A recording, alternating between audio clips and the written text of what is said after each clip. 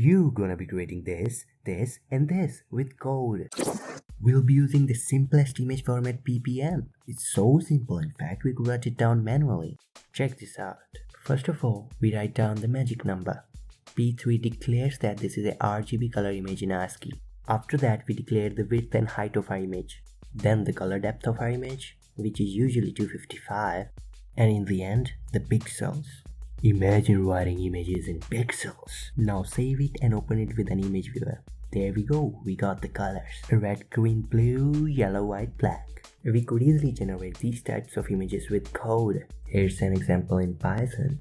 A color could be considered as a tuple of 3 unsigned ints, and pixels are just two-dimensional array of colors. To write an image, open the file in write mode, write down the header. We could calculate the width and height from pixels, look through the pixels, and write down each color component. Make sure to have a space between each component. Here we are generating a pixels array with the given background color. Let's generate a white image of 800 by 600 pixels. Now if we run this script, an image would pop out in the same folder, and boom, it's a white image of 800 by 600 pixels. Here's how we could draw rectangles. But what about circles? A circle is a shape consisting of all the points in a plane that are at a given distance from the center point.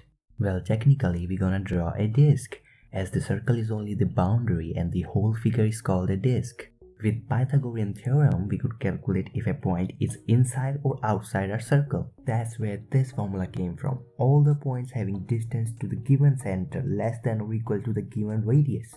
Here, I slapped the text on all the pixels in a square, bounding our circle. Here, I'm drawing a red circle in the middle over a white background.